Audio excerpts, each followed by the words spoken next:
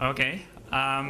So I'll continue about non-interactive zero-knowledge proofs and actually show you some pairing-based constructions now. And the first one I want to show you is a non-interactive zero-knowledge proof for circuit satisfiability. It will have perfect completeness, perfect soundness, and the zero-knowledge property will be computational. Okay? And what we'll see is that we could get a very small common reference string. It will just be a small constant number of group elements. And then the proof will be also a number of group elements, this time one that grows linearly in the size of the circuit. Okay. I'm going to use composite order groups to construct these proofs. Okay, so just a reminder that composite order groups. So we have N, which is a product of the two primes P and Q, and these groups here, they have order N. And what we're going to assume is that the subgroup decision problem is hard. So given N and the description of the groups and elements G and H, it's hard to distinguish whether H has order Q or H has order N.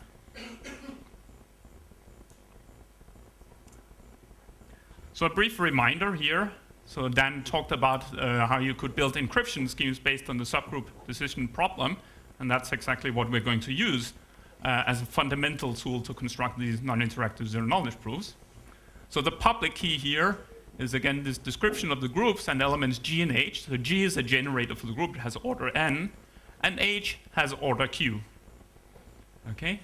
And the secret key is a factorization of N. And to encrypt something with a BGN encryption scheme, so to encrypt A, we take G to the A and then multiply it with H to the R. And we can decrypt this by raising a ciphertext to Q. That gives us G to the A, H to the R raised to Q. And if you do the math, you see that this is the H just cancels out, and we're left with G to the Q raised to A. And if A is a small number, then we can compute the discrete logarithm and decrypt. And as Dan argued, this is an indistinguishable on the chosen plaintext attack. I'm going to extend that a little bit to what is called a commitment scheme. Okay, so the commitment scheme works exactly the same way, so it still have the same public key, and a commitment to an element A is G to the A and H times H to the R. Okay? Now at this stage, though, I'm not restricting A. It doesn't have to be a small number. This works for any value A modulo P, because a commitment uniquely determines A modulo P. Right? So we have this H, which has order Q, that can cancel out and do bad things of anything in the order Q subgroup, but in the order P subgroup, we have A is uniquely determined, so therefore we know A modulo P, given this commitment. And just as for the encryption scheme, we can argue this is computationally hiding, that just seeing a commitment doesn't let you decide whether A is equal to 0 or 1 or something else. Now this commitment scheme has these nice properties, just like the encryption scheme, that if you multiply two commitments together, you get a commitment to the sum of the elements that you have committed to. And if you pair two commitments, you get a new commitment, this time in the target group, which encodes A times B. Okay, so I'll just leave this slide on for a short while so you can do the math yourself and convince you that I'm not cheating.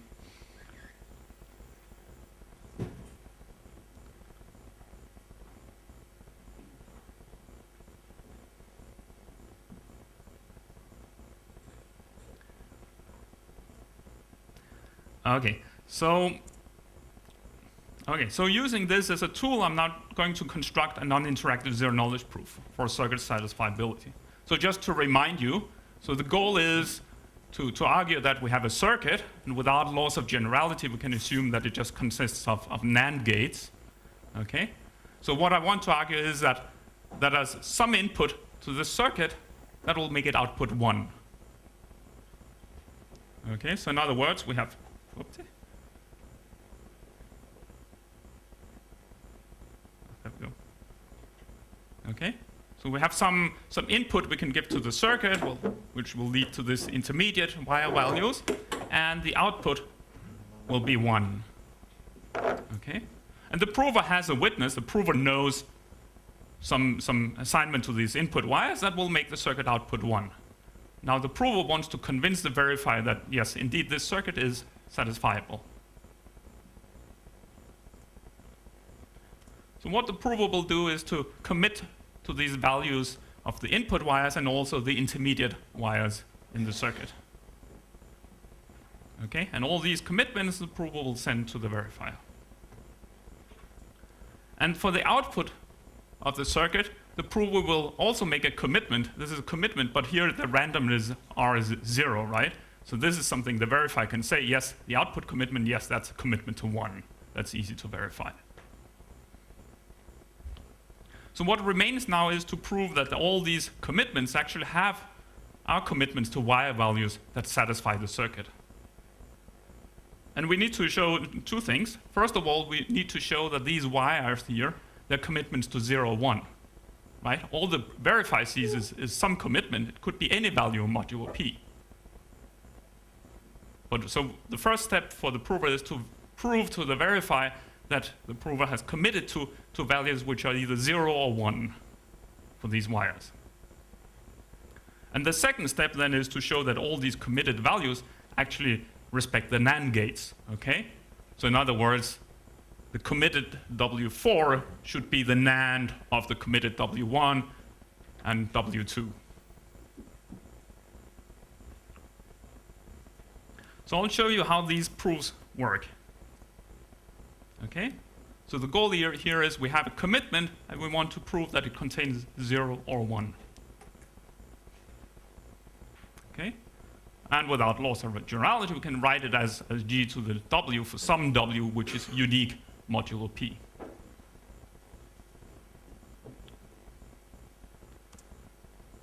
Okay?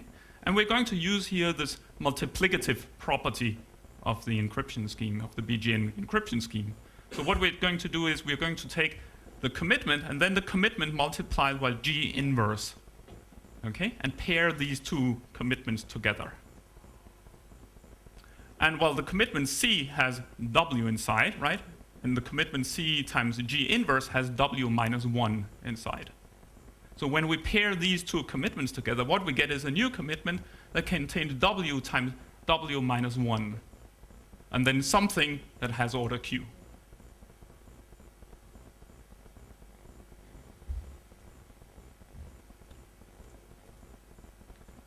Okay? And the interesting thing is here, if W is 0, then this is a commitment to 0. Right? And if W is 1, then this is a commitment to 0. And if W is anything else modulo P, then this is a commitment to something non-zero.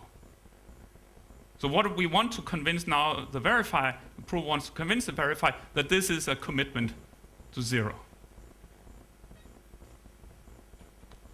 So how do we do that? Well, the proof is very simple. It's one group element. It's this part over here. That's the proof.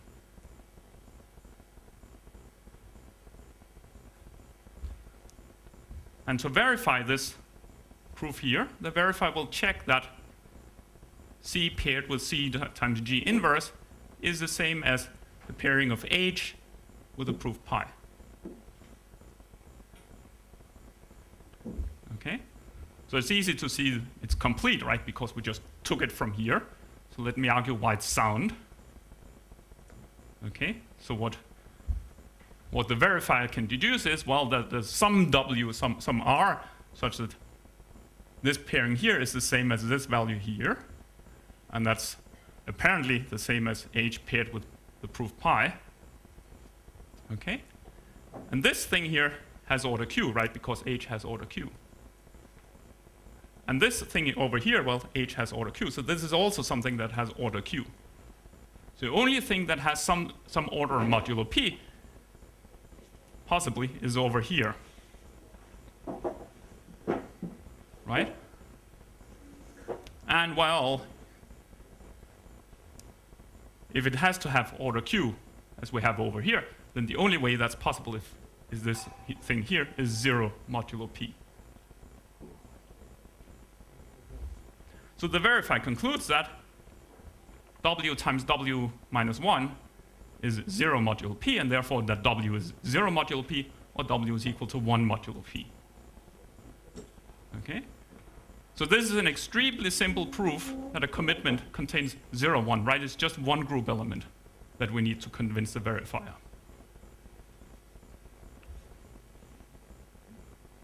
Okay? And that's the first step, right? Now we can use this proof to all the wires and prove that it contains zeros or ones, just as we wanted to. So the next step we need now is to prove that the NAND gates are respected as well.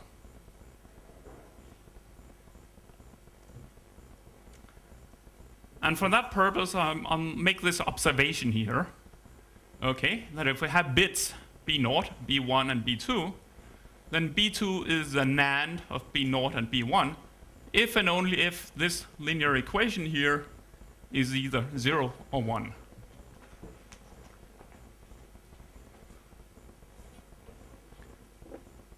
Okay, so we're going to use that observation in a moment. So now I'm doing this for NAND gates without any loss of generality, because you can, with only linear overhead, reduce any circuit to one that consists just of NAND gates. But you could do this also if you had other gates of fan-in too. So you can find similar tables for all possible gates that have 2 inputs.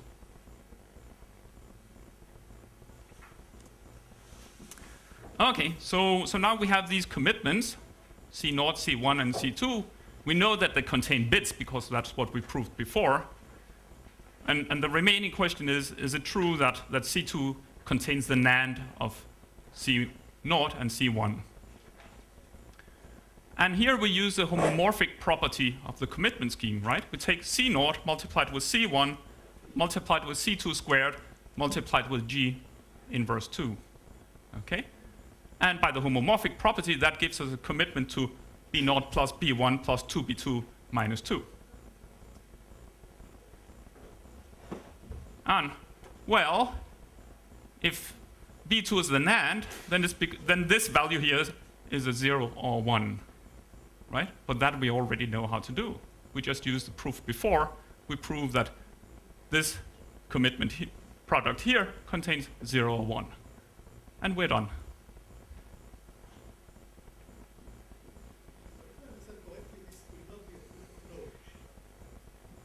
This is a proof of knowledge as well, right? I mean, so all these commitments, because it just contains bit 0 or 1, you could use the BGN decryption mechanism to get out the bit 0 or 1.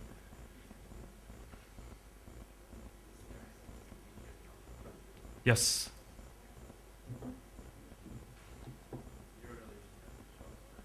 So I'll show you zero knowledge in a moment. So right now I'm just arguing that we have soundness. Okay, and then I'll get to the zero knowledge part later on.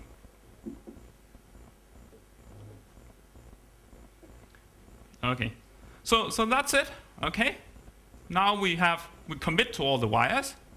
For each of them, we prove that it contains 0 or 1, and for each NAND gate, we take this product here and prove that contains 0 or 1, and we have proved everything. So now we know that the circuit with these committed values will output 1. Okay, and this is very nice. So the CRS is the BGN doubled BGN key. Okay, so it contains an RSA modulus, and there's not much overhead in describing the rest here. And then it contains these 2 group elements. So we end up with something that's roughly 3 times an RSA modulus in size. And the proof size, well, we are committing to every wire, and for every wire we're making 1 proof. Okay, and each proof is 1 group element, so that gives us 2 times the wire number of wires size, okay, of group elements. And then for each NAND gate we have to make a proof, so that's plus the size of the circuit and the number of NAND gates. So constant size CRS and linear size proof. Okay, so now I'm getting to the zero knowledge part. Why is this zero knowledge? So we're going to use the subgroup decision assumption right here, right? It's hard to distinguish whether H has order Q or H has order N. Okay, so when we set up a simulated common reference string, we are going to, instead of having h that has order q, we're going to have h that has order n. And this is something by the subgroup decision assumption. The adversary has no clue that we have changed and simulated the common reference string. Okay? So I'm going to choose h that has order n. I'm actually going to choose it such that I know a value tau such that g is equal to h raised to the tau. Okay? And this tau here is a simulation trapdoor. And what this value here gives us is that now the commitments are perfectly hiding trapdoor commitments.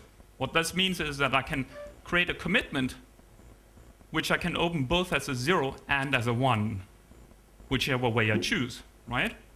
So I could commit to 1 as g to the 1 times h to the r, but that's the same as g to the 0 and h to the r plus tau. Okay? So now I have commitments that I can pretend are either 0 or contain 1s. And the verifier has no clue what's inside.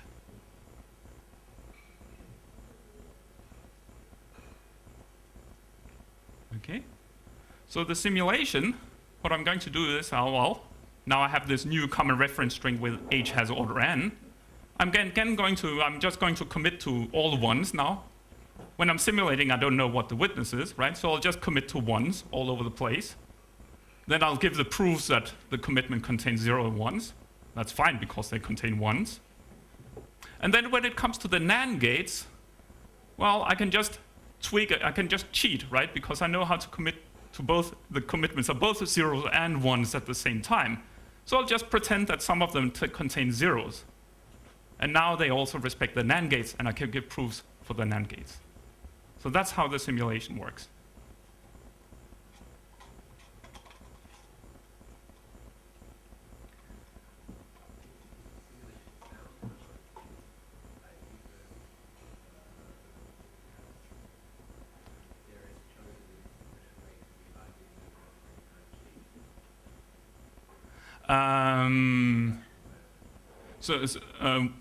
So what did you say? Simulation sound?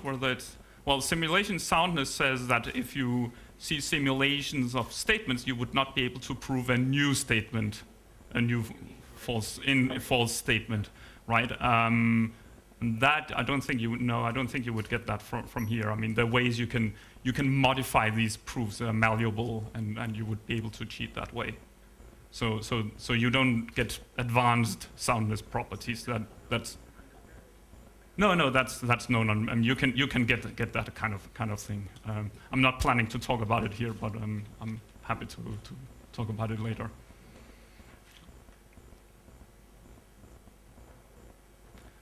Okay. So what do we actually get from these proofs? Okay. So each of these individual 0-1 proofs, they're actually not zero knowledge. They're just witness indistinguishable. Okay.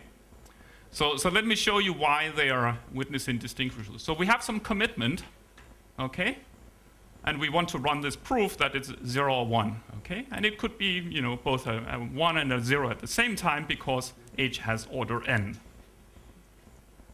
And what I want to argue is that whether I give a proof where I have the opening to 1 or I give a proof whether I have the opening to 0, well, there's no way you can tell whether I started with a 0 or a 1. Okay, it's witness indistinguishable. Okay, so depending on whether I use the 1 and an r or the 0 and r plus tau opening, I would get a proof of this form or a proof of this form here. Okay, and then the verifier will check that the pairing of c and c times g inverse is the same as the pairing of h with the proof pi. Okay.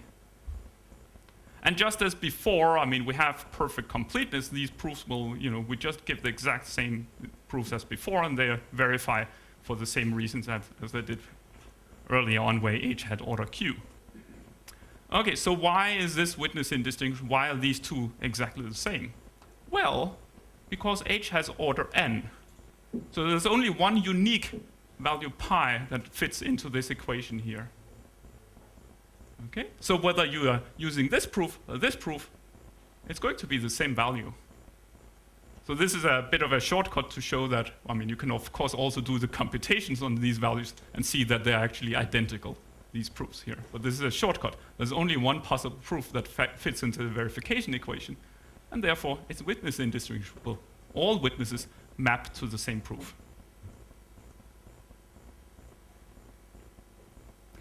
So now we know that all these 0-1 proofs are witness indistinguishable. Okay, now witness indistinguishable is not enough. What we really want for the entire proof for circuit satisfiability is, of course, that it's zero knowledge. So let me show you why that's the case. Okay, and it works a little like this. Okay, so we're starting, let's say, with a real proof. Okay, so we have an adversary that's trying to distinguish: am I seeing a real CRS and a real proof, or am I seeing a simulated CRS and a simulated proof? Right? So we start out where the adversary sees a real proof, okay, and outputs some guess, 1 or 0, depending on whether it believes it's a real proof or simulated proof. Okay? And we modify this, okay? So let's compare that to an experiment where we're running a real proof, but not a simulated CRS. Okay? So that's kind of an intermediate situation where we use a common reference string where H has order n, but where the prover actually knows the witness and gives a real proof on this common reference string. Okay? And the only difference between these two experiments is whether H has order q or H has order n. Okay? And by the subgroup decision assumption, the adversary cannot distinguish between those two cases. So we know that here that the adversary would not really be able to distinguish whether we're seeing a real CRS or a simulated CRS.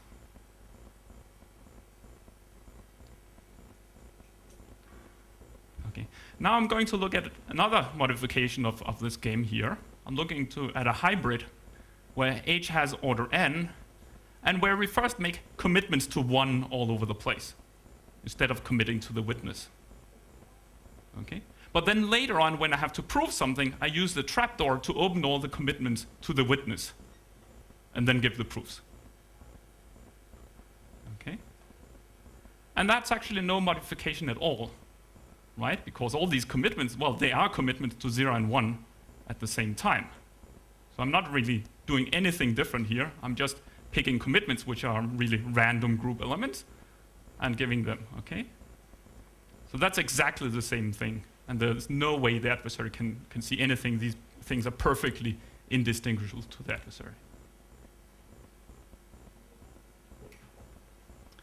Okay. So now I'm going to do another modification. So instead of giving, so first we commit to 1s all over the place, but instead of using the trapdoor to open to a real witness, now I'm just going to use the trapdoor to open some commitments to 0 and then give the proofs. Okay? So in other words, whenever I have to prove that a y value is 0, 1, well, then I just give the proof for that because it is a commitment to 1. Whenever I have to prove a NAND gate, then I tweak one of the inputs, and then I can prove the NAND gate. Okay? And the claim is that these two experiments here are also completely indistinguishable to the adversary. And the reason for this is, well, because we have perfect witness indistinguishability. So there's no way the adversary can tell whether we are using a real witness for any of these NAND gates, or we're using a simulated witness for any of the gates.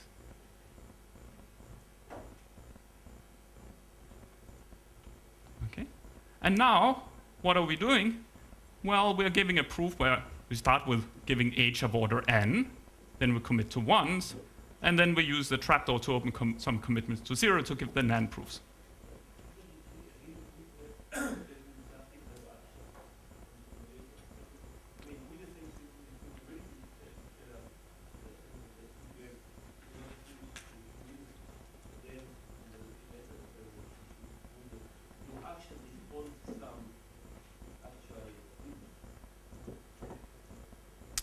Oh, so you're thinking, okay, if I try to reformulate your question, so your question is, so we have, what we're trying to do is a global proof that this circuit is satisfiable. And your concern is, what we have witness indistinguishable are these individual proofs. Okay, but does that mean we have global witness indistinguishability for the entire circuit? Okay, and the answer is yes, because we only need this local witness indistinguishability. So what you can do is you can take essentially one of these proofs at a time for a commitment having 0 or 1. And you can show that it's witness indistinguishable whether we use an opening to a 0 or an opening to a 1. Okay? And then you can flip one of these proofs at a time, and then you end up in this situation here where they all use trapdoor openings for the commitments. Good. Okay, so what we have now is we have H has order n. We're making commitments to 1s, and then the simulator uses a trapdoor to open some commitments in the NAND proofs. And this is exactly what we do in the simulation. So, yes? Simulation, you could prove a circuit that is unsatisfactory. Yes, so your question is, can we, if we have a simulator, can we prove a circuit is unsatisfiable? And the answer to that is yes, we can do that. Okay? Well, there's simply nothing in the zero-knowledge property of the soundness that guarantees that we cannot simulate things on false statements. Okay, so you could pick, for instance, a circuit where it's hard to decide whether it's satisfiable or not, right? So it looks like a real satisfiable circuit. It's, I don't know, something with a one-way function or something like that. So it's not distinguishable from a satisfiable circuit. And you could run the simulator, and the simulator had to be okay on this one here. So yeah, you could do that.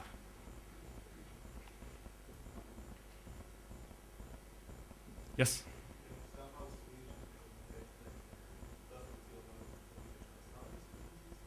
Yes, and I'm going to get back to that a little later. Yes.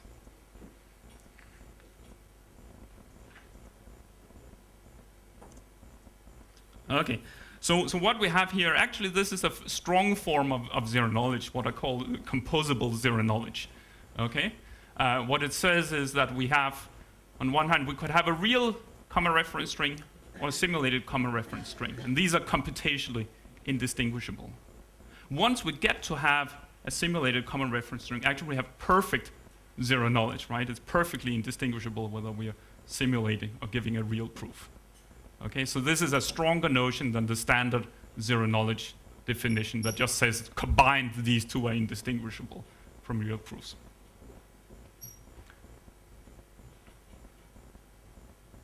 Okay, so to summarize, what we have now is we have this construction of a non-interactive zero knowledge proof where we commit to all the wires, prove that each commitment contains a 0 or 1. For each NAND gate, we also make a 0-1 proof to show that it's respected by the committed values. And the total cost is linear in the circuit. Okay, and it has perfect completeness, perfect soundness, and this nice composable zero-knowledge property. And it's also a proof of knowledge, because if we have this factorization of n, if we know q, then we can simply, for all of these commitments, take ci to the q, and what we get out is g to the q raised to wi, and since all the wires are 0 or 1s, it's easy to figure out what the wire values are.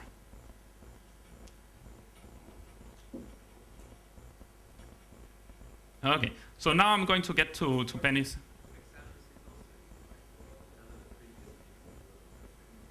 That's correct, yes. It's true. Previous non-interactive zero knowledge proofs were typically statistically sound, and the reason was you were sampling these bits here, and you had to have some structure in the remaining bits. But of course, I mean, there's some extremely small probability that you end up with these hidden bits that don't have that structure, and then the prover could cheat. Okay, so that was also a tricky thing to get, and we get perfect soundness here. We do pay a little cost in that in the sense that we have a special common reference string. We don't have a uniform random common reference string. And you can actually show that for a uniform common reference string, you cannot have perfect soundness. And the reason is simply, I mean, there must be some common reference string for which you can actually, which is a simulation string where you can cheat, right? And if it's uniformly random sample, there's some probability that you end up with this simulation common reference string and you can cheat. So you cannot, with a uniform random string, get perfect soundness. But with a special common reference string, such as the one we use here, you can get perfect soundness. Yes? In your counterexample, there will be one case in which you fail. So it could still be that the probability is not 1, but it's exponential. Yes, that's true. I mean, it could be and actually it would be an exponentially small probability. And you can also have this kind of mix. So what you would have, I mean, this is an exponentially small probability that you pick a bad common reference string for which you do not have sound. But if you are lucky, which happens with most probability, then you would actually have perfect soundness on those common reference strings. So yeah. Yes.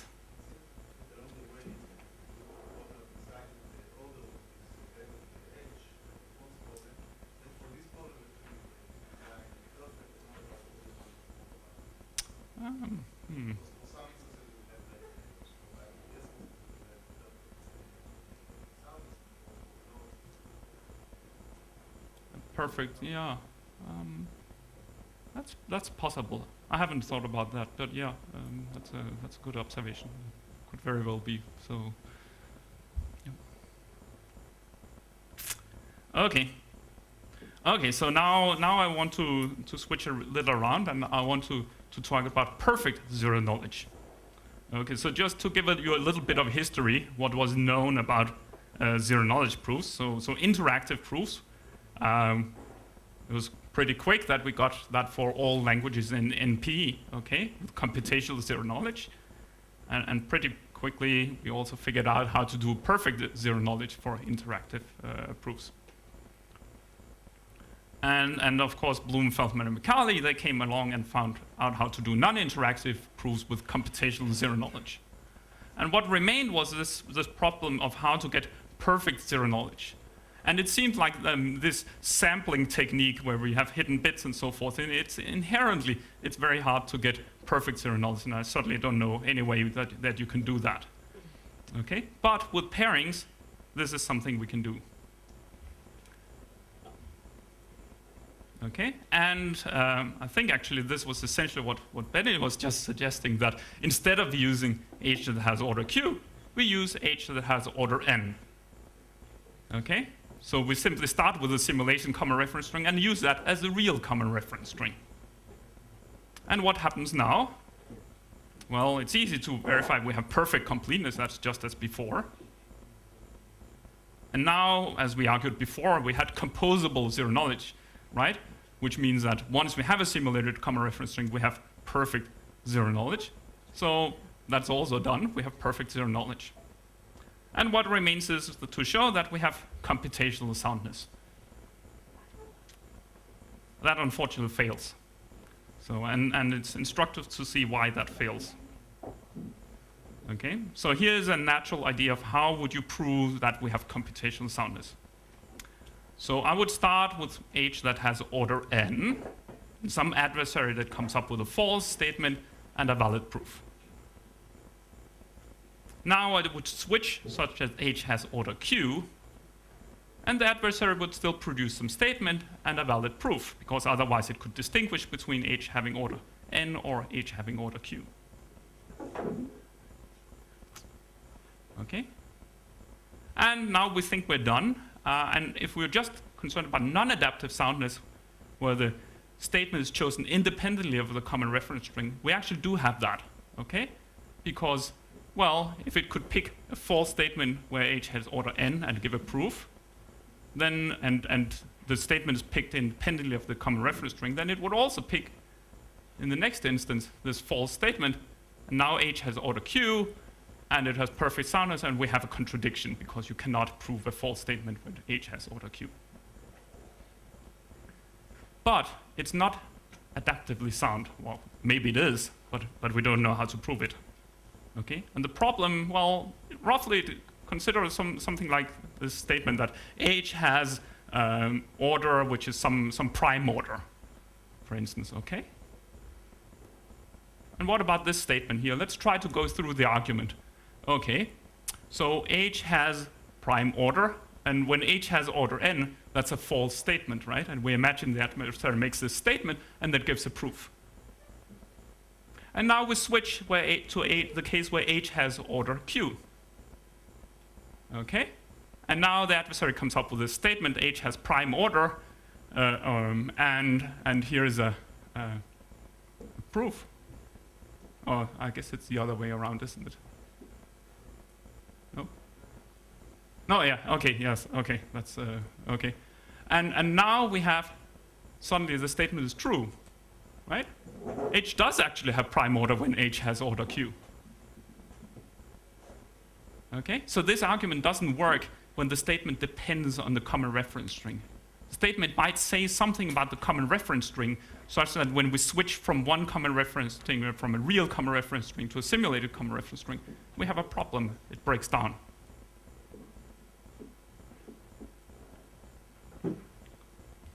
So the natural definition of soundness, it seems like we cannot actually get that for this type of argument. So let me tell you what we can get. We can get something I call adaptive culpable soundness. Okay? Yes?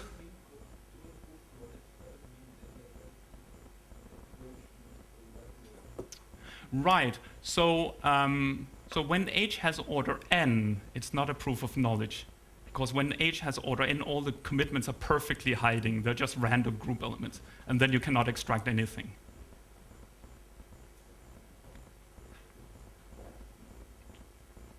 Okay, so what does this definition say? Well, what I'm looking at here is we generate a common reference string.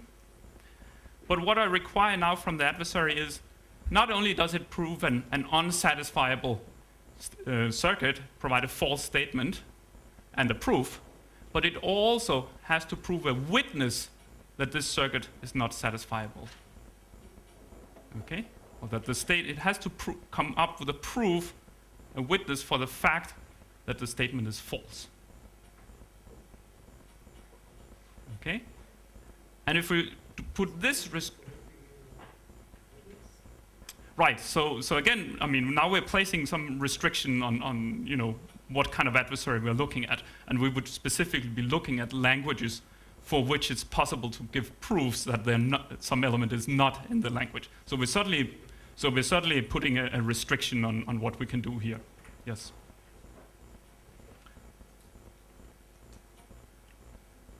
Okay.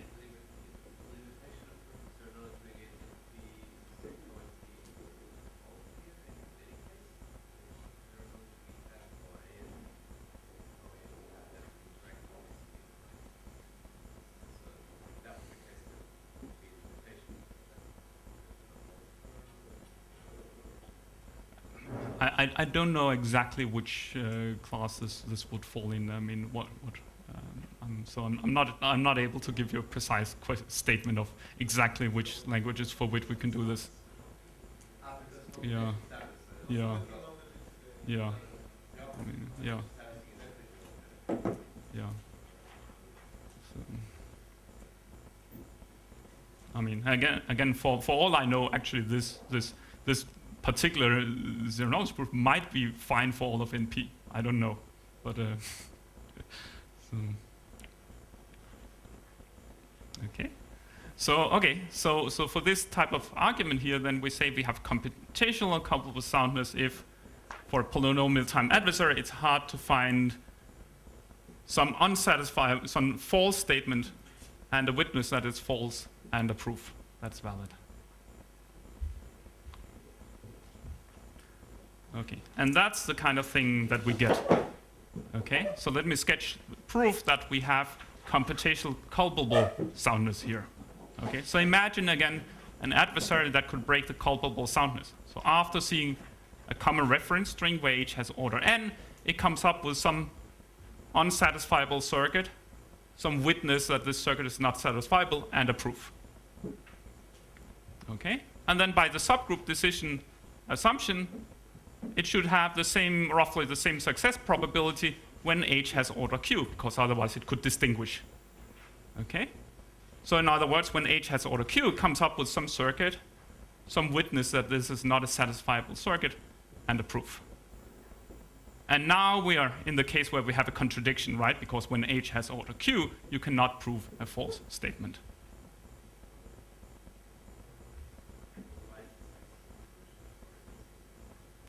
Right. So this is the end result. This is the computational soundness we get.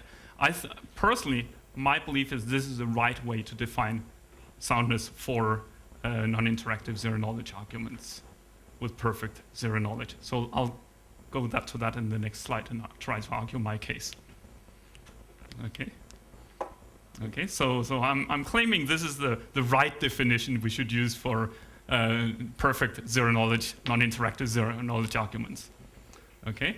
And the argument goes as follows. First of all, we have some impossibility results. So for instance, if you want to do some direct black box security reductions, then we can show that that's not possible for perfect non-interactive zero-knowledge proofs to falsifiable assumptions. So there's simply a limitation. This is probably the best we can get with the techniques we know. Okay. The second argument is that, well, it's a useful notion because very often we do have a non-satisfiability witness. Okay. So one example would be verifiable encryption. Okay. I give an argument that I have encrypted a particular value. Okay.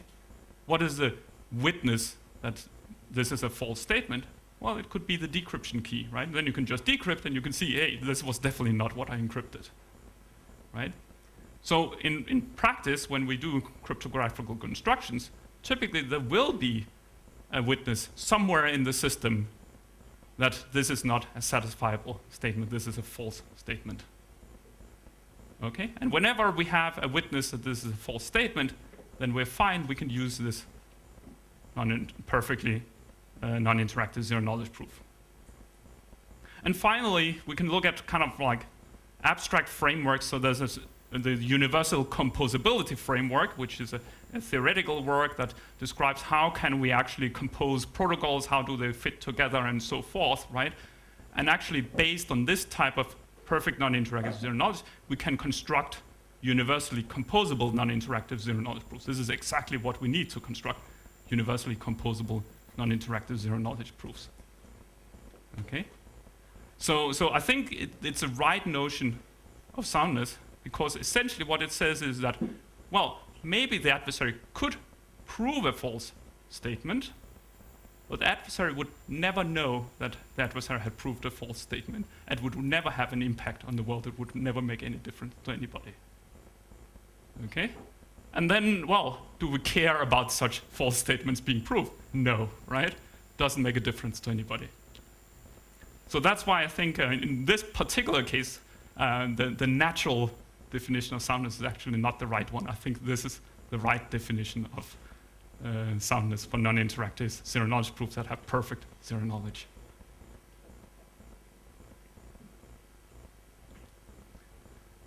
Okay, so to summarize, so now we have two different ways. Yes?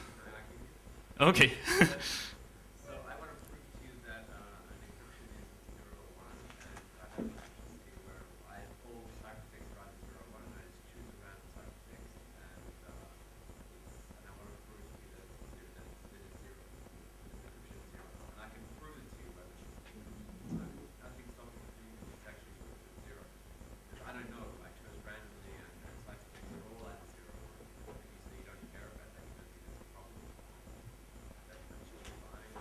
Yes, that should be fine. I think so, yeah. Because what you're coming up with, so your counter example is, okay, here is a ciphertext, it contains 0 or 1. You know that it contains 0 or 1, and your claim is that it's 0, and you come up with a proof for that. Okay? And if nobody knows how to decrypt the ciphertext, okay, and they're all indistinguishable from each other, who cares whether there's a 0 or 1 inside? Okay? So it may well be that it's a false statement, but it's just kind of an uninteresting false statement. It's a false statement that doesn't affect the world. Yeah.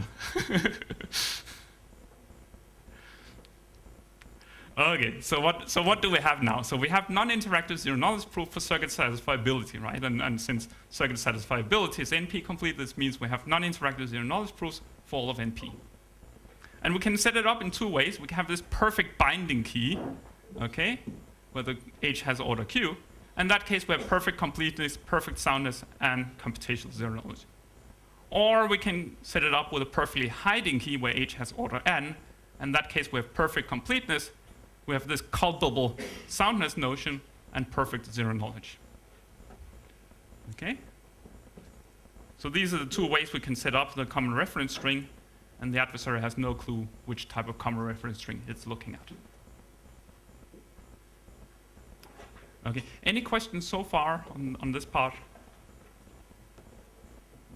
So when I get from you this written proof, I don't know in which situation I am, right? Right. I don't know whether the soundness was perfect or the zero-knowledge was perfect. So it's strange. Usually you guarantee me something, you satisfy something. Right. Okay. So the guarantee you get here from this type of non-interactive zero-knowledge proof is essentially you have to trust the setup, right? So there's some trusted setup. Okay. So maybe you trust this. So you trust it. So right. So if you trust that the setup is with one where H has order Q, then you know you have perfect soundness, and you're happy depending on what kind of properties you want from this, right? And this is not so different from what you have with any other type of non-interactive zero-knowledge proof, right? Because again, you trust the setup to come up with a common reference string that will give you statistical soundness, right? Because otherwise it could produce a simulation common reference string and you wouldn't have any soundness.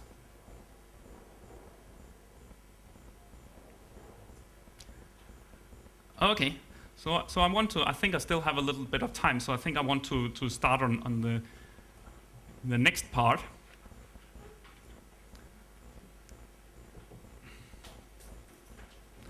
Okay, so what I want to do now is I want to move more towards a practical non-interactive zero-knowledge proof. Okay, so again, if we look at what kind of efficiency do we get for non-interactive zero-knowledge proofs, well, we know that with these hidden encrypted bits, it's just horribly inefficient because the sampling process is typically very wasteful. Okay, and what I've shown you now is how to get very efficient non-interactive zero-knowledge proof for circuit satisfiability.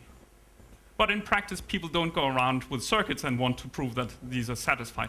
What they have is something very concrete, right? They're constructing some type of group signature scheme, and they want to prove that they have encrypted a signature on something. Okay, and we would like to have proofs that can work in this type of context. Okay, so the goal here is to get something really high efficient, something that's practical. Okay, and what I'm trying to do here is to come up with a non-interactive zero-knowledge proof that can be used in pairing-based protocols. So whenever you have some pairing-based construction, these are the type of proofs that you should be using. Okay, and very importantly here, right, what we want to avoid is this kind of NP reduction you get, right? I mean, obviously we can prove everything because we've just proven an NP, given proofs for circuit satisfiability, which are NP complete. So you can always take some pairing-based statement and reduce it to a large circuit and then give a proof. But that would be extremely wasteful, this conversion to a circuit. So we would rather have something that we can use directly. So I'll give you one concrete example. So this is from Bar-Ilan and Waters in 2007. They came up with a group signature scheme.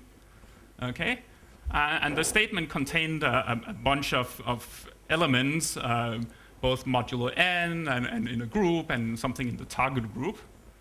And the proof as witness were these 4 group elements that would satisfy these 2 equations here. Okay, so this is a kind of statement that comes up in practice. Okay. This is a pairing-based type of statement, okay? Involves the operations we can do in bilinear groups. And what they would like to do is to give an efficient non-interactive zero-knowledge proof of knowledge that they have these 4 group elements that satisfy these equations, okay? And they came up with a 6-element proof of knowledge of this, consisting of these elements here.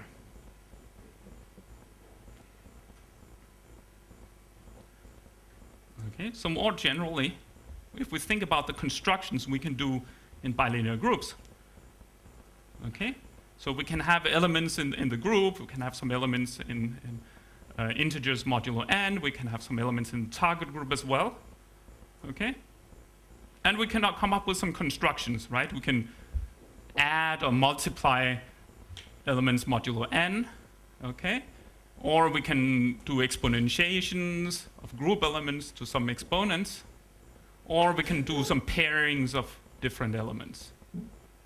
Okay, so these are the operations we have available in a bilinear group.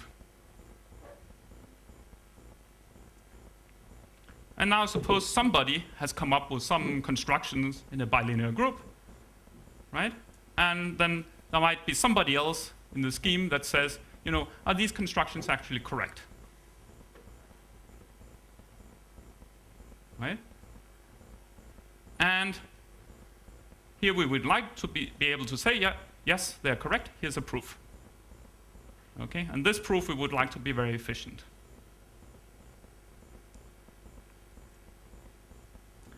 Okay, so I'm going to use a new type of commitment scheme, a commitment scheme to group elements.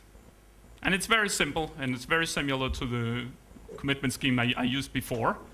So we can set up the commitment key h, this is how order q, or such that it has order n. And to commit to a group element, I'm just going to take the element x and multiply it by h to the r.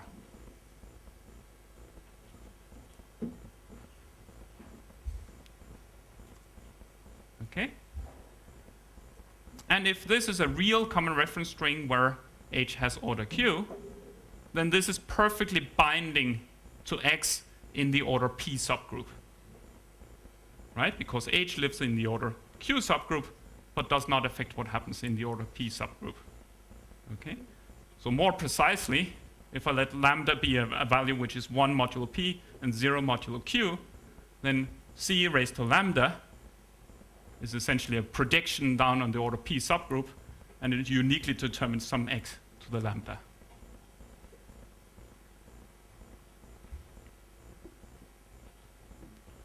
And of course, if this is a simulation common reference string, well, then h has order n, and what we get is just a random group element, and that's perfectly hiding.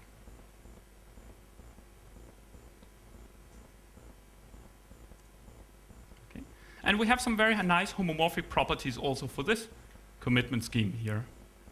Okay, so what we have now is if we multiply two commitments to group elements, we get a commitment to the product of the group elements. And of course, well, as a special case, we could have g to the x, then we have the commitment scheme from before, right, where we multiply two commitments to exponents, and we get a commitment to the sum of the exponents.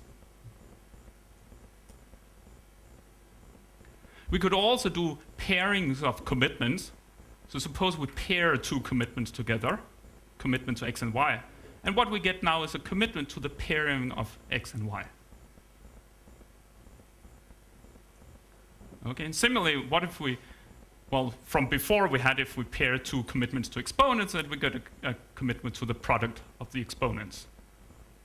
And then finally, we could mix and match. Okay, so what if we take a commitment to a group element and pair that with a commitment to an exponent? And what it gives us is a commitment to the group element raised to the exponent. So in other words, with these commitments to respectively group elements and exponent, we can do all the bilinear group operations underneath the commitments. We just pair the commitments together, and we get respective commitments to pairings of group elements, or commitments to exponentiations of group elements, or commitments to sums or products of exponents. So this is a generalization of what we had before, and it turns out that it's quite useful and gives us some very efficient non-interactive zero-knowledge proofs. Okay. Or let me correct myself, non-interactive witness indistinguishable proofs. Okay. So let's consider an equation as an example. So I want to prove that here I have constants publicly known A and this target element T in the target group. And I want to prove that there's some X and Y that satisfy this equation here. And what I'd do is I would commit to the variables. So I would commit to X, I would commit to Y. and now I want to prove that these committed values satisfy the equation. Okay, so the proof will be on this form, and what we do to verify it, well, we will pair A, a publicly known value, with a commitment to Y, and we pair the commitment to X with a commitment to Y. Okay, and we would see that this is the same as the target that we wanted to hit, and something that has order Q. Okay. So now you can do the computation. You can plug in this pi here in this equation, and you can see that everything works out. Essentially what we have is that the randomness, respectively h to the s used to hide y and h to the r used to hide x, well, it all goes out here and gives us the proof. So that gives us completeness. Yes?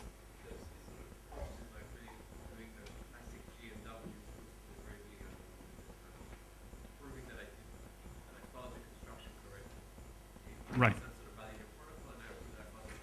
Yes. Except for choosing random, right? That's always a problem. In a lot of protocols, if I don't choose the randoms correctly, then I'm not really involved. Do you have any solution to that sort of? Randomness is the CRS somewhere, making that. Okay, so you're thinking about, say, a multi-party computation setting or something like that, where people have to commit to their randomness and follow the protocol. Is that what it? Well, for secure numbers, I use the good random string, and then I have an oblivious transfer based on maps and semiotics. Right. I think you could do that kind of thing.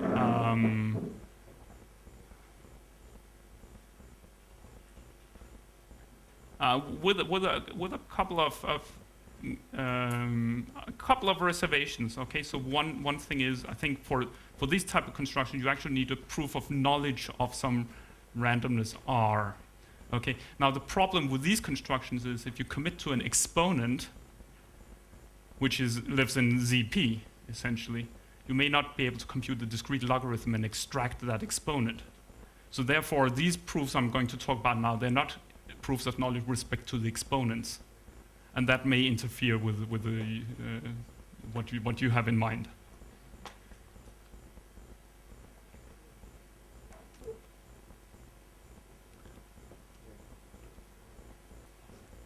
Okay, so let me just show you that this is sound as well.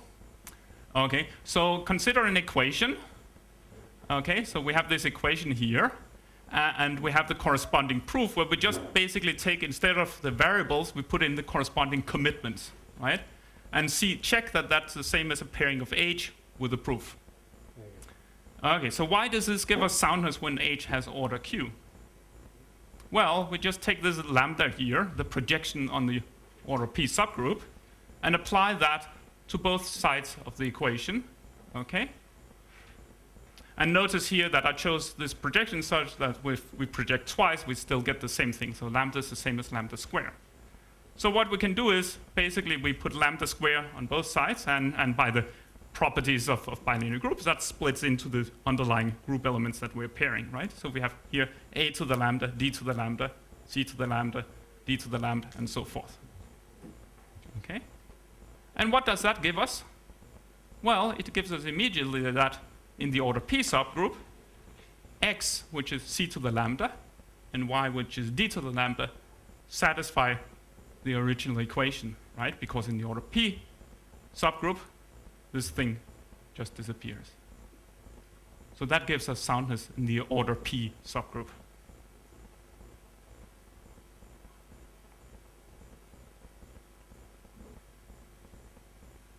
Okay, and finally, why is this witness indistinguishable? Okay, so witness indistinguishability, that's what we get when we have H has order n. Okay, so what happens if H has order n? Well, all the commitments are now perfectly hiding. And that means that there are many possible openings of each commitment, right? Because it's just a random commitment. So there could be many possible openings that satisfy this equation here. There are many witnesses. Okay? But when H has order n, there's one unique proof which will satisfy this equation here. There's one unique n that will fit in here, that will satisfy the verification equation because H has order n. Okay? So in other words, even if we have two or more different openings of the commitments and they satisfy the original equation, they will all map to the same unique proof. And therefore it's witness indistinguishable. All possible openings of the commitments that would satisfy the equation, they all map to the same unique proof. So the proof does not reveal which witness we started out with. And that gives us witness indistinguishability. Okay, so just to recap from the last part, what I showed was a simple example, a simple equation, where we could have commitments to the values, some of the values in the equation, and show that these committed values satisfy the equation, right? And what's really going on is that whatever homomorphic operations we can use in the bilinear group, we can do the same on the commitments, and then the committed values, we are essentially doing the same operations on the committed values, okay? And that gives us a proof. So, okay, so this was just one equation, okay? And this particular equation is kind of trivially satisfiable. Of course, there's some x and y that satisfy this equation. But when we have many equations, then it becomes more tricky, right? Then it becomes a more interesting type of a statement we can make.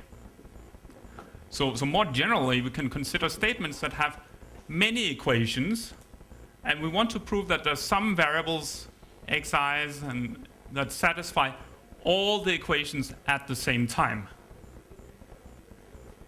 Okay? So we have some variables, and we have many equations over these variables.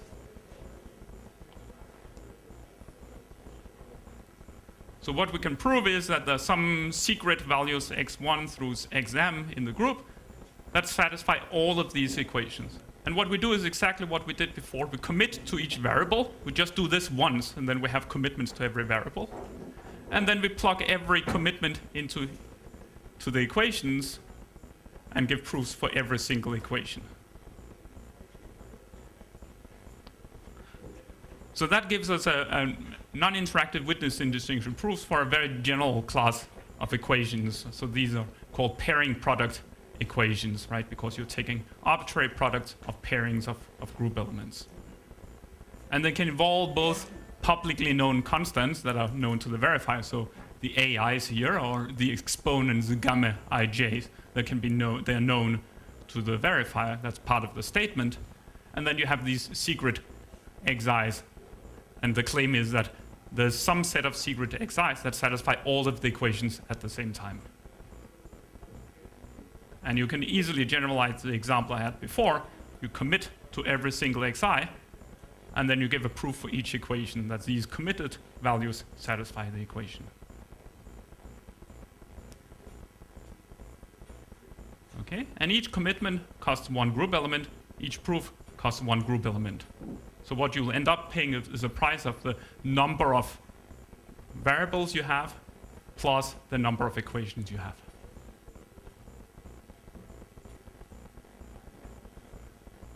You can generalize this even more because, of course, we don't have to just do pairing operations. We can also do exponentiation operations and multiplications in the group.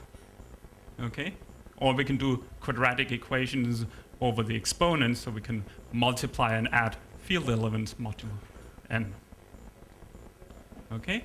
And you can actually generalize this and do proofs for all of these types of equations. So you can commit to some group elements in the source group.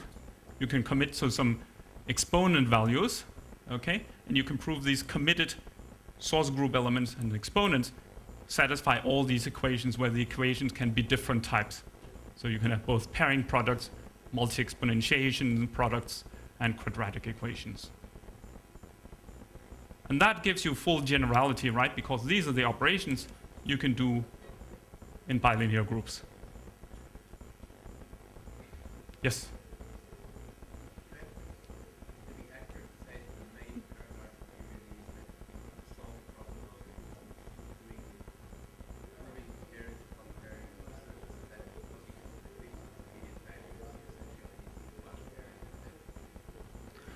Right, right. So yeah, so you could ask, I guess, more general questions. Okay, so say you have an arithmetic circuit or something like that, and you could say, you know, if you have an arithmetic circuit of depth d, then you can compose it into layers that have depth 2, so to speak, right, and compose them. So if you have some intermediate values, you commit to those intermediate values, and then you can do a full arithmetic circuit, for instance.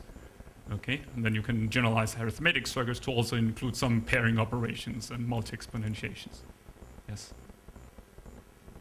So essentially everything you want to do in the pairing-based world consists of pairing or multiplications, exponentiations, multiplications, additions of elements modulo n. Okay, I think there's one exception here. We can't really do things that live in the target group. So we can, because we can commit to things that are in the source group. We can commit to exponents modulo n, but we can't really commit to things in the target group and do sensible operations on those. So that's still an open problem if there's some way to deal with target group elements.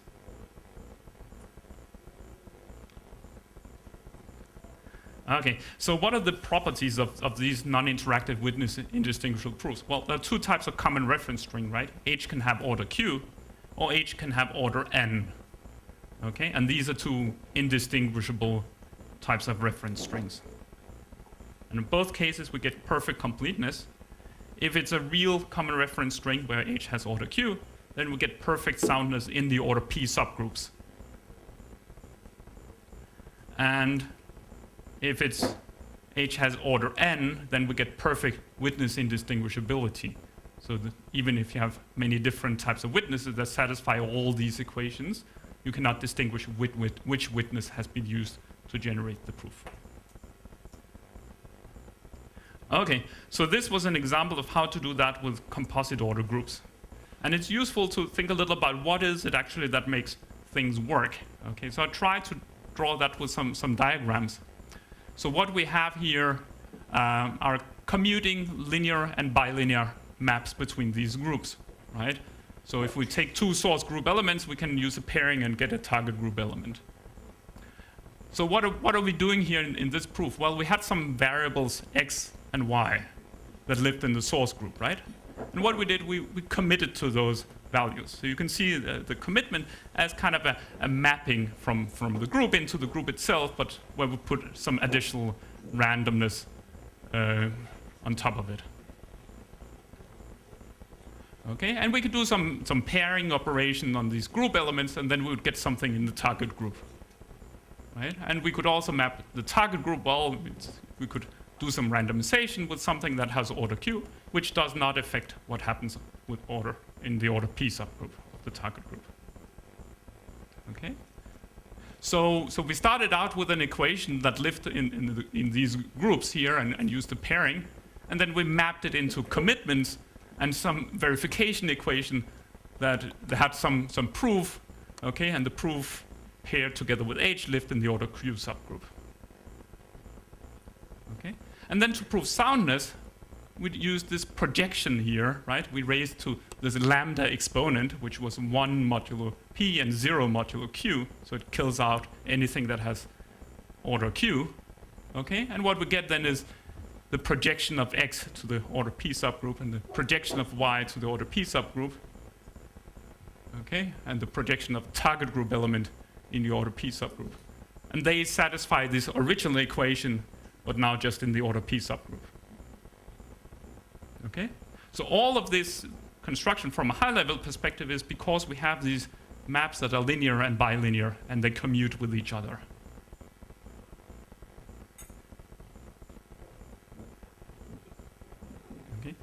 Now, I'm going to generalize this, okay, go beyond just the case where we have the subgroup decision assumption, okay?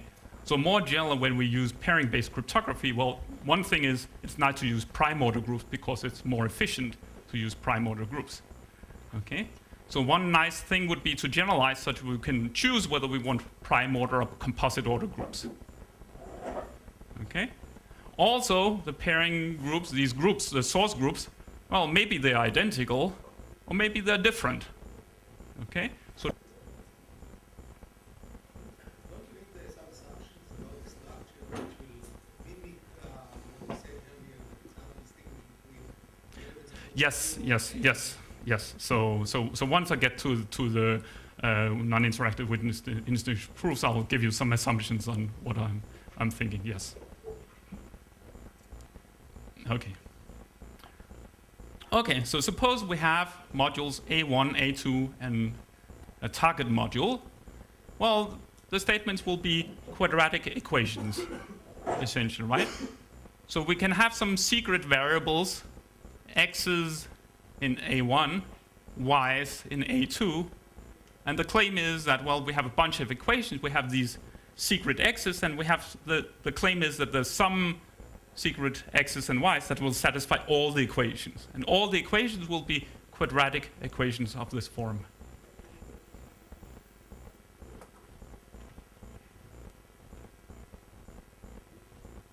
Okay? And the prover will know this secret witness and that satisfy all the equations and use that to give proofs. And to simplify things, I'll try to use some linear algebra notation. Okay? So consider this inner product here, right? That's just the usual inner product. We take x1 with b1 here, x2 with b2, and so forth, and add them up.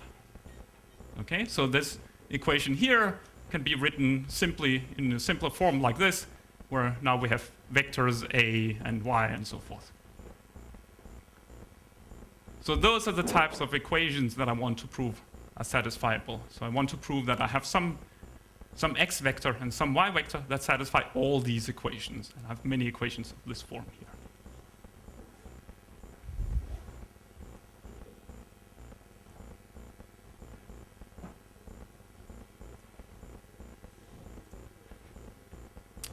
Okay, so I'm going to again do as before. So I would like to make commitment to these values here. Okay, so I would like to commit to the x's and y's. And for that purpose, I'm going to map them from the module A that they live in into a different module B. And in the module B, I'll make the commitment. Okay, so I'm going to assume here that I have an inclusion map that can map from A into a module B. And I'll assume I have a projection map that can map from B to a module C. And actually, later on, we'll see that soundness is what we get in the modules C, in the C modules. Okay? So just if you have the mind in the example we had before with the composite order groups, right? Here, the A module, that would be a group, the source group. The B module will also be the source group, right? Because the commitments live in the same group.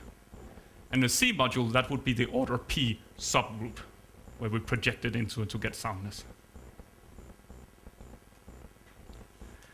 Okay, so the setup, then the common reference string will describe some elements in the module B that we use for commitments. And we're going to commit to a value by mapping it into B and then adding random linear combinations of these U elements.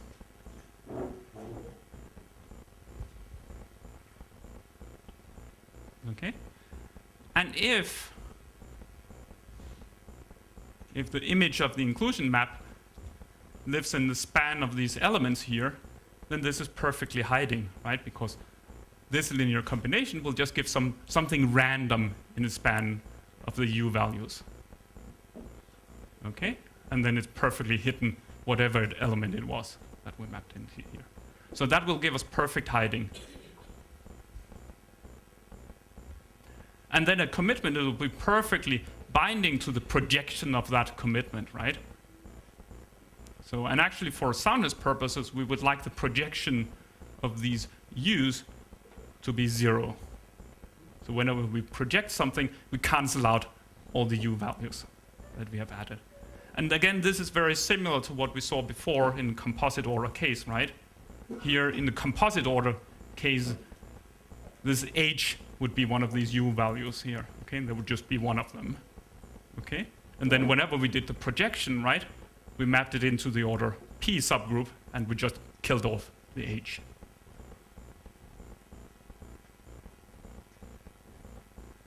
Let me, okay, so let me just note one thing, that in general this projection here will be hard to compute. Okay, that's infeasible to compute, so we can actually, even if the verifier knows the commitment, it does not know what we have committed to. Okay, on the other hand, the inclusion map has to be easy to compute because we have to be able to make these commitments. Okay, so let me give you an example in an order P group. Okay, so here what we'll do the inclusion. So we'll have one module, the A module, that's just the source group. Okay, the B module, that's a cross product of the source groups. Okay, so that's G2, and then we'll do projection down again on the source group. Okay, and what does the inclusion map look like? Well, we basically just take X and map it into 1, X. And what does a projection look like? Well, if we have 2 group elements, we do this computation here. This is an Elgamal decryption. And what is the alpha? Well, these elements here have been set up such that U1 is essentially an Elgamal encryption key. And then we have U2, which is this random H and H to the alpha plus tau. And there can be 2 ways to set this up, okay? So I could set it up with tau equal to 0, or tau being different from 0. And that will be kind of respectively a real common reference string or a simulation common reference string. Okay, and if the decision Diffie-Hellman problem holds in this group, we cannot distinguish whether we had chosen tau equal to 0 or tau different from 0.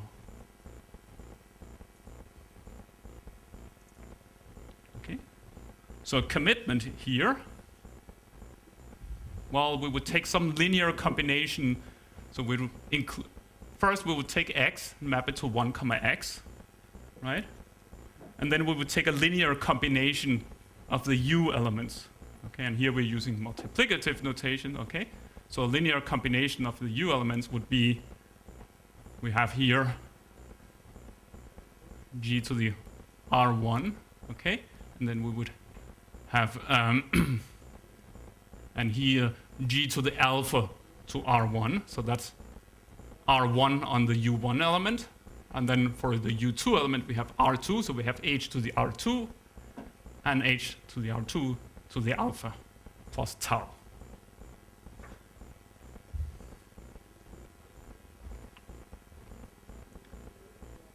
Okay? So if tau is different from 0, this is actually a perfectly hiding commitment scheme. Okay? Because what does it give us? It just gives us some random group element here and some random group element here. Okay, so R1 randomize, you can see R1 is randomizing the first one, and R2 randomizing the second one completely. On the other hand, if tau is equal to 0, then this is actually an Elgamal encryption of X. Because if tau is equal to 0, well, then it would just have something raised to R1 and R2, and the same thing raised to R1 and R2, raised to the Elgamal key alpha. And this is just an Elgamal encryption of X. And what is the projection map? That's an Elgamal decryption, right? So the Elgamal decryption of this thing would give you X.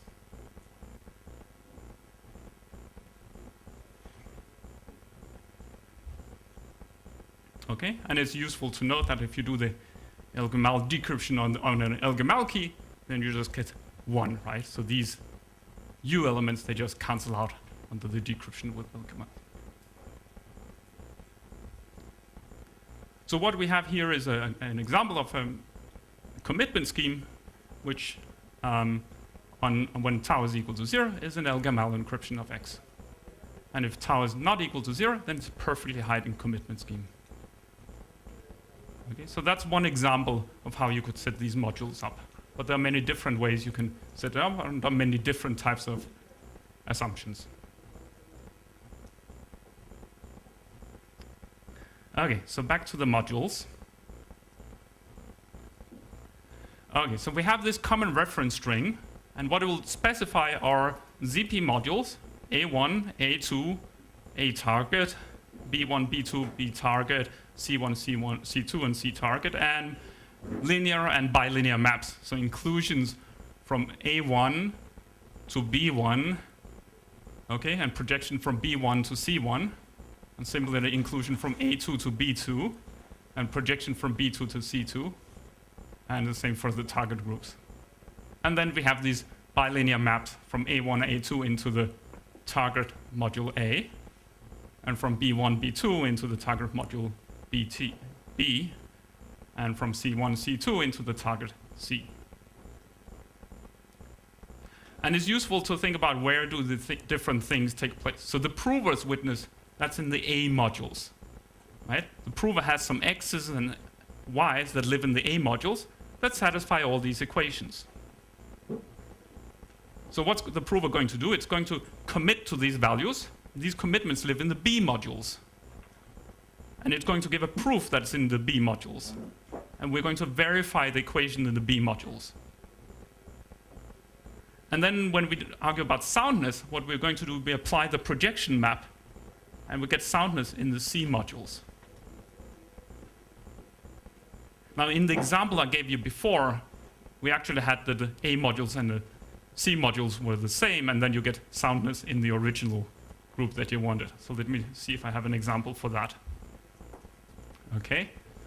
So what do these examples things look like with this El-Gamal type encryption commitment scheme?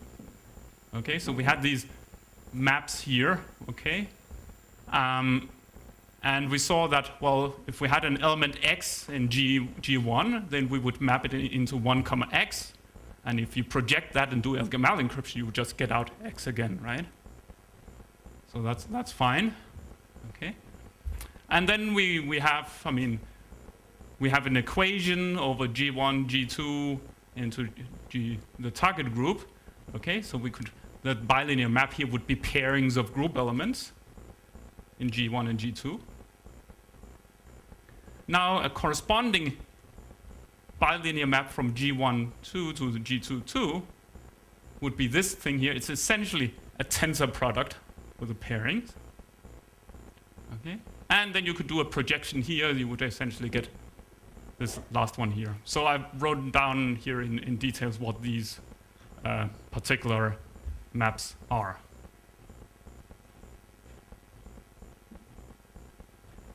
So as one example of these modules here, we could use this particular setting here, and we would get proofs, non-interactive witness indistinguishable proofs for statements over this, in this case, an asymmetric bilinear group where we have G1 and G2 mapping into a target group.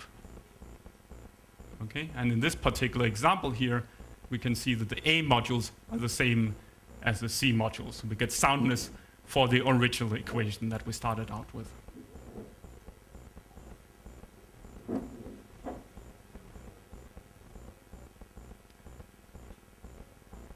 Okay.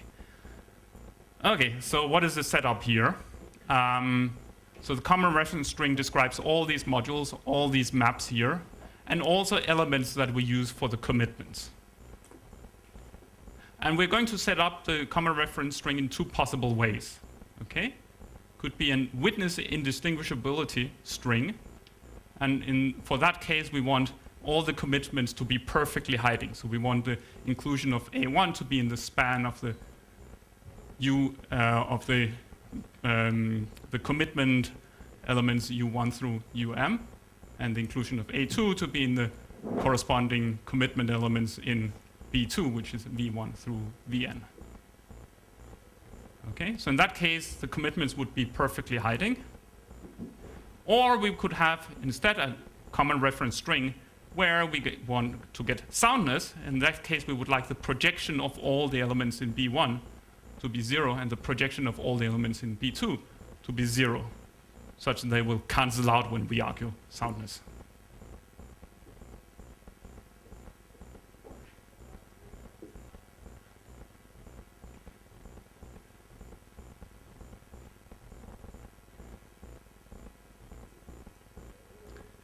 Okay, so again, the statement consists of these quadratic equations, right, which we can simplify like this, okay? So we have some inner product or some vectors, and we want to show that a bunch of such equations are satisfied simultaneously by some x values and some y values. And what are we going to do? Well, we're going to do the same thing as we did before. We're going to commit to all these secret x values and y values, plug them into corresponding equations in the B modules, and give a proof in the B modules, and that's it. And then soundness will be argued by projecting down to the C modules. Okay? So the first step we do to give this proof is we commit to all the x's and all the y's. And again, I'll use this notation here, the inclusion of a vector. That's just the inclusion of x1, inclusion of x2, and so forth. So that gives us another vector. So we get a vector of commitments to the x values and a vector of commitments to the y values.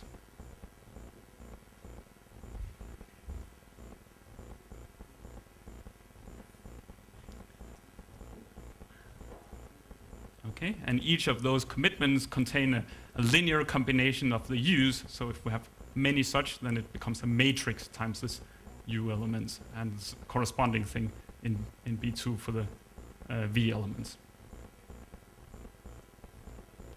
Okay, so now what we do is we take each of these equations and map everything to the B modules. Okay? So we'll map all the public A values into the B modules, all the public B values into the new modules. The vector, the matrix gamma containing some exponents, that's just the same as before. There's still elements in ZP. Okay, so we map everything into the B modules. And in the B modules, well, we have these commitments to the y values and to the x values, and then we give some proofs. Okay, so we'll have some part of the proof will be a pi vector that lives in B2 module, and part of it would be this phi value which lives in the B1 module. And the verifier will check that this equation holds.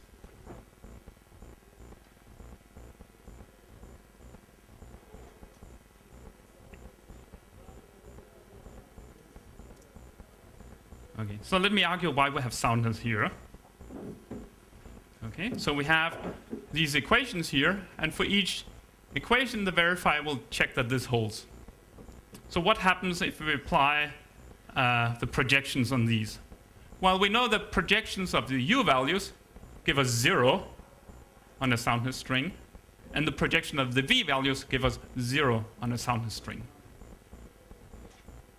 So that means whatever we have over here will just project to 0, and whatever we have here will just project to 0. It will cancel out, right? Because it has something with the u values, something with the v values, and they are projected down to 0. And what we're left with then is the interesting stuff that has something to do with the secret variables and the equation we wanted to verify. Okay? So if I just do some redefinition to avoid too much notational clutter here. So after the inclusion of A and the projection, we get A prime, and similar for the other things. What we end up is now this equation here in the C modules after projecting. So we'll have A prime times U prime, Y prime, and plus X prime, inner product with the B prime, plus X prime inner product with gamma times Y prime is the same as the target prime.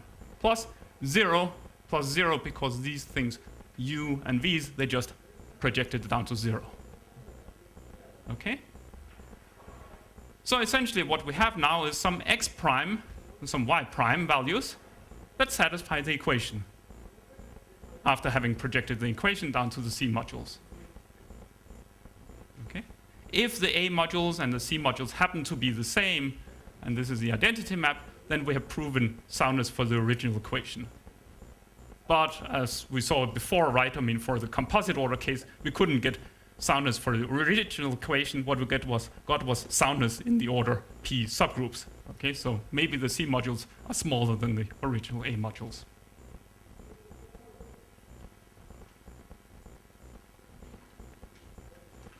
Okay, so I tried doing this with the example from before based on LGML commitment schemes here. So here we have exactly that the A1 module, that's G1, and the C1 module, that's G1, right? So those are the same. And after including and then projecting, you just get the same value as you had before. Okay, so in that case, we get values, X values and Y values that satisfy the original equation that we wanted to prove was satisfied.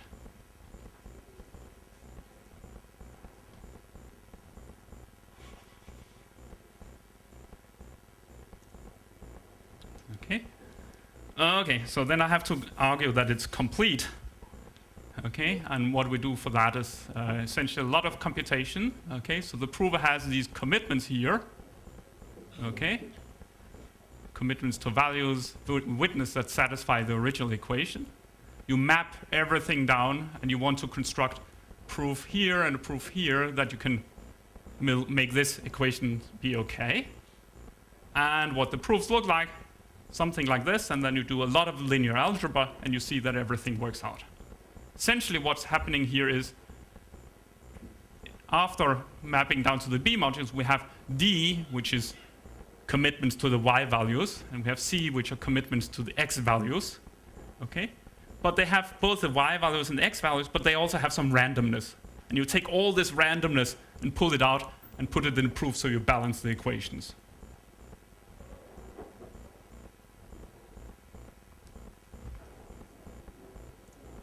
Okay? And finally, we have to argue that this is witness indistinguishable. Okay? So if we have a witness indistinguishability common reference string, then we know that by definition that the inclusions of A1 and the inclusion of A2 are respectively in the span of the U values and the V values. And the commitments are perfectly hiding. Okay? So the commitments are perfectly hiding, and that's of course great, but we have to make sure that the proofs don't leak any information about the witnesses. So what about the proofs? Well, if the proofs were unique, then we would have perfect witness indistinguishability, because that would mean that all witnesses map to the same unique proof. Okay, so that was the case we had in the composite order case. Now, in general, that's not what we get. In general, the proofs are not unique.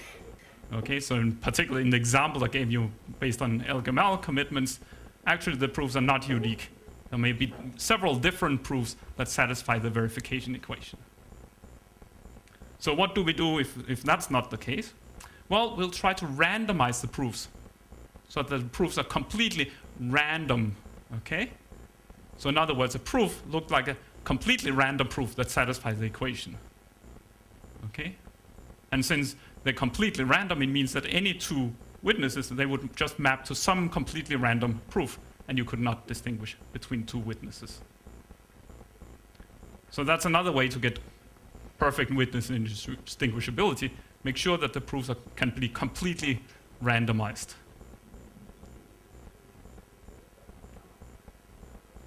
Okay? So one way to randomize it is the following. So suppose we start out with some proof that we have for this equation here. Well, we can take this proof pi and add some matrix T multiplied with the V elements, and then subtract it over here. Okay? And that's, you know, those two, just adding it here and subtracting it here, that just cancels out.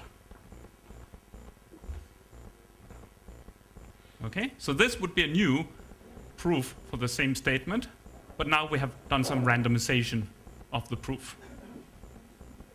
Okay? And since this V value here spans everything that this proof will map into, if we look at the proof that the way it was constructed, actually this is a completely random proof in the span of the V vectors. So this operation here randomizes one of the proofs, or one of the proof vectors. And now it's possible that the second one is unique, and then we're done. Then we have completely randomized. Okay? And in the example I gave you based on these DDH groups and El-Gamal commitments, that's actually the case, and we're done. We have done complete randomization, and we get witness indistinguishability. It's not always the case. You can come up with, for instance, proofs based on the decision linear group, where even after doing this operation here, now we have randomized one part, but the other part is still not completely random. And what you can do then is to ensure that you also have some, you just add some more randomness here in the orthogonal space with V to make it completely random.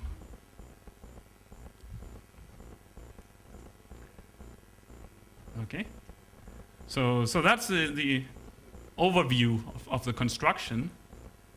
So we start out with some equation in the A modules. We commit to all the values and just plug them into the equation the same way after mapping everything to the B modules.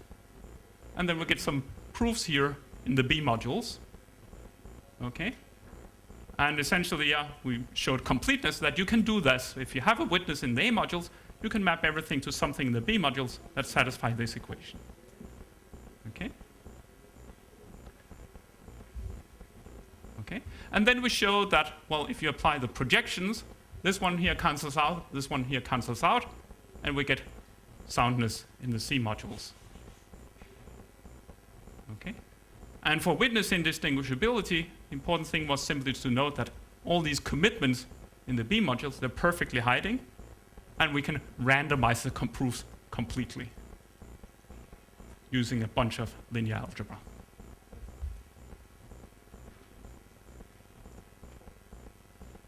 Okay. Any questions so far?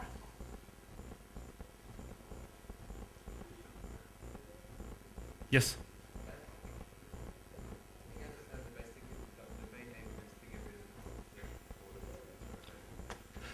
That's yes, yes.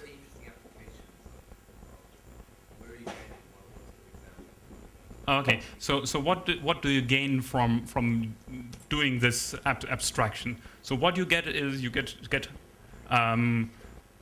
first of all, you get the generalization that you can get non-interactive witness indistinguishable proofs in the cases that are not composite order case, but which are really interesting, right? So for instance, the asymmetric case where you had decision Diffie-Hellman in both groups. That's an important case because that's where we have the most efficient pairings and where we get the most efficient schemes. So you get an efficiency gain, you get applications in the most efficient setting for pairings, right? You also get some resilience in terms of assumptions, right? Because you can base it on decision Diffie-Hellman as I did in the example, but you can also base it on decision linear assumption, or you can base it on the K linear assumption, and so forth. So you automatically have a large class of non-interactive witness indistinguishable proofs, depending on the assumption you want to use. So it gives you a lot of flexibility. Yes, so the instantiations would be different, but we have a general compiler that says, give me any assumption and the groups, and now I can give you the corresponding proof system.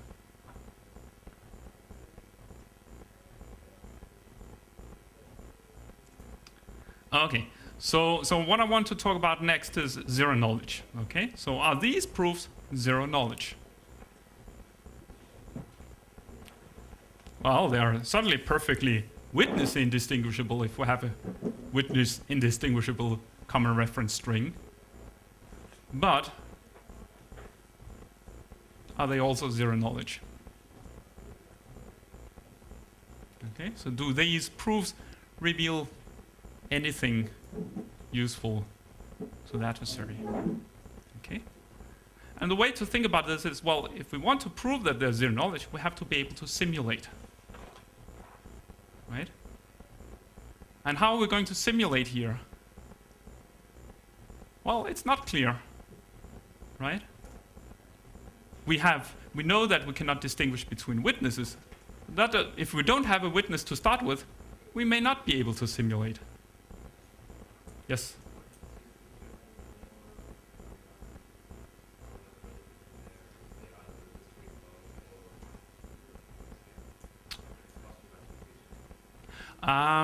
Okay, so the question is, can we do some sort of OR proof?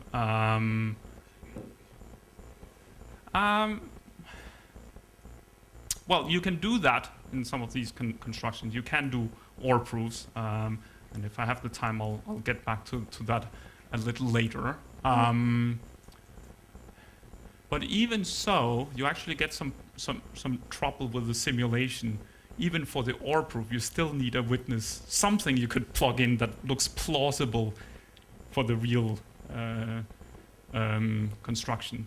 So what you could do, you could of course do a general OR proof in the sense you reduce it to a circuit, which is an OR, but then you're losing efficiency, right? So you want to do something that's direct for these groups. You don't want to lose efficiency by doing this kind of reduction. Okay? So the problem is we cannot simulate proofs without knowing a witness.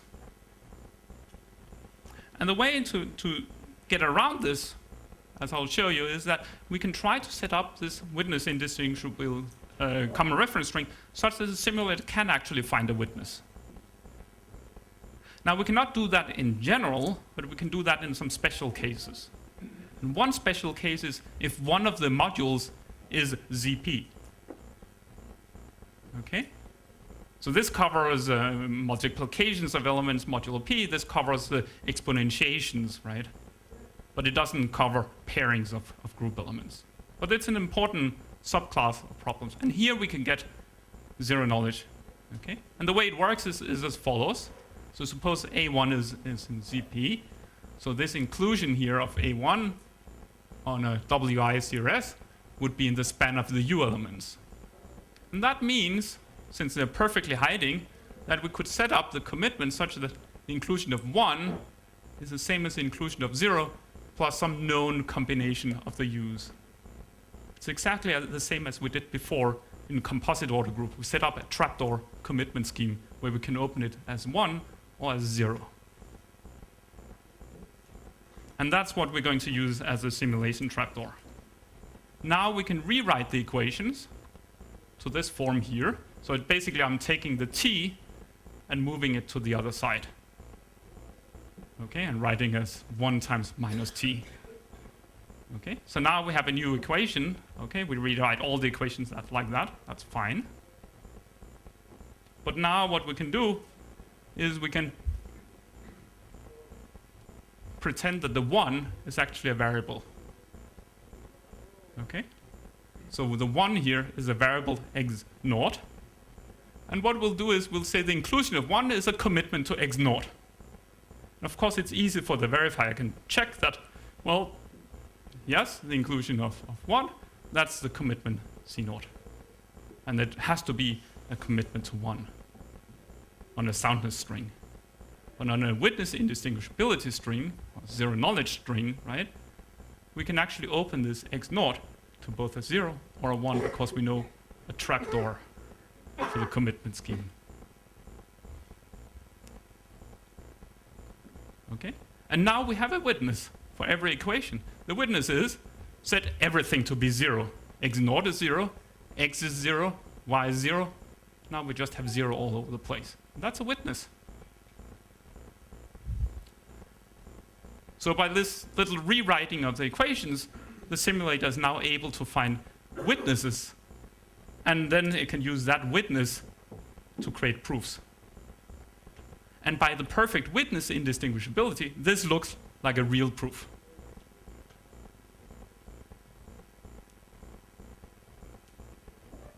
Okay, so this is a perfect simulation, and we get perfect zero knowledge.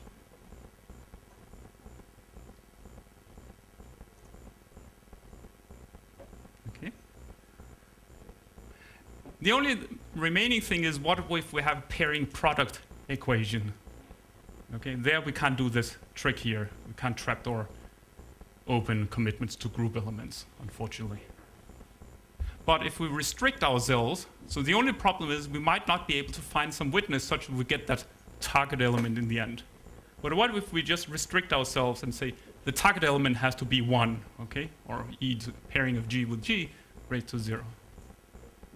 And in that particular case, now if we choose all the x's and all the y's to be 1s as well, we satisfy this equation here. Everything is 1, and the equation is satisfied. So in this particular case, if we restrict the space of equations, we can also give witnesses for the pairing product equations. Okay? So in this case, the simulator just picks all the xi's to be 1, all the yj's to be 1, so these are group elements, and all the exponents to be 0, and it has a witness. And it can simulate a proof.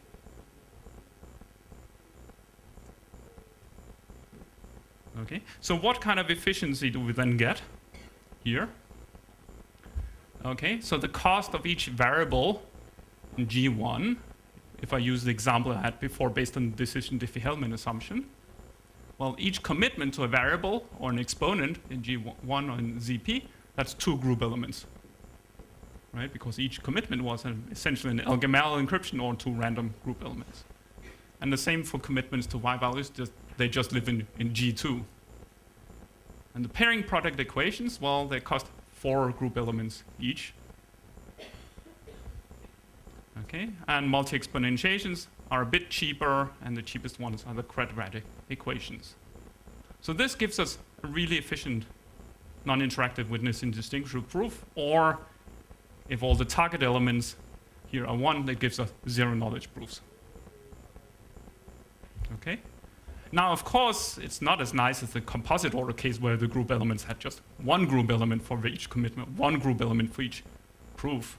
But these groups here are much smaller. So if we look at it in practice, these proofs are actually much more efficient than the composite order case.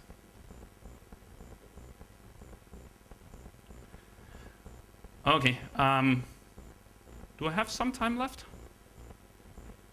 5 minutes. Okay. Let me just pop up some slides and speed through 5 minutes and see how far I get.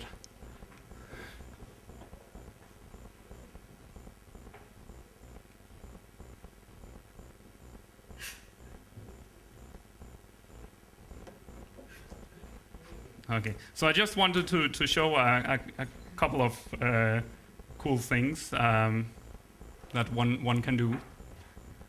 Okay, so what we have now is I guess what you really want to use in practice. We have these non-interactive witness indistinguishable proof, non-interactive zero knowledge proofs that you can use in pairing settings, right? And I've focused here on the asymmetric setting where we have 2 different G1 and G2 with prime order, because I think that's the one that gives the most efficient constructions in practice. Okay, so let me see what I can do in 5 minutes. Okay, so one thing I want to remark is first of all this question here: what can we do if we don't have a common reference string? And we know that zero knowledge proofs are just out of the question, right? That's what I proved before. But the interesting thing is that it turns out you can do non-interactive proofs that are witness indistinguishable without a common reference string. Okay? And let me just try to briefly describe the idea. So the idea is the following. Okay, we could try first a naive idea. What would we do to convince the verifier? Well, the prover would pick a common reference string and send a proof to the verifier. And of course, this is a stupid idea, right? Because the prover might pick a simulation common reference string and simulate a proof, and it shouldn't convince the verifier. Okay, so the verifier says no to that. But what you can do instead is you can pick 2 common reference strings that are related in a particular way, such that the verifier is guaranteed that one of them is sound. Okay? But the verifier cannot tell which one of them is a soundness string, but the verifier doesn't care, right? Just cares that one of them is a soundness string, and it sees a proof corresponding to that string. Okay? So what will happen here is that the prover picks 2 related common reference strings and gives proofs for each of those common reference strings. And if one of them is sound, then the verifier is happy. And that we can set up. Okay? Let me see. BGN groups are not. Basically the same setting, 1 common reference string and proving 2 things Right. Yeah. Yeah. Give two different proofs with the same common reference string. Yeah. One might be able to do that. I haven't looked at it, so maybe. Yeah. Okay.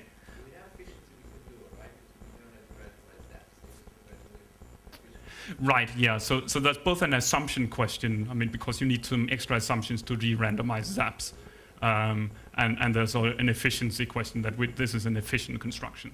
Okay, so I just wanted to briefly show you two related CRSs. So this is based on the decision linear assumption. It has a bunch of group elements. And the only difference between the two common reference strings is in the last element. Here we have W0, and here we have W0 times H, okay? And then that will guarantee that, well, essentially think of this H as the tau that we had before, right? So one of them could have tau equal to 0, but not both of them. One of the taus has to be non-zero. Okay, so these are two related common reference strings, so you know one of them is a soundness string. And now if we're happy, we get witness indistinguishability. I'll skip the proof of that since I'm short on time, and I wanted to mention briefly a little more. I have 2 minutes left if I'm correct here. Okay, so a couple of other nice properties. Some things that you cannot typically do with other types of zero-knowledge proof, and particularly you cannot do these things with the Schermer heuristic. Okay, so one of the things to note is that proofs are group elements. What does this mean? We can give proofs of proofs, for instance, right? Because proofs are just things you prove things about group elements, okay? So we can have a proof, then we can prove that we have a proof, and we can prove that we have a proof that we have a proof, okay? And things like that. That would be horribly inefficient with the Schermer heuristic because you would have to prove things about a hash function and how it evaluates and so forth, okay? Another nice thing is that we can modify and randomize proofs. Okay, and this is something that Anna is going to talk a little about tomorrow, I think. So she was one of the first to notice this and come up with some nice applications of that.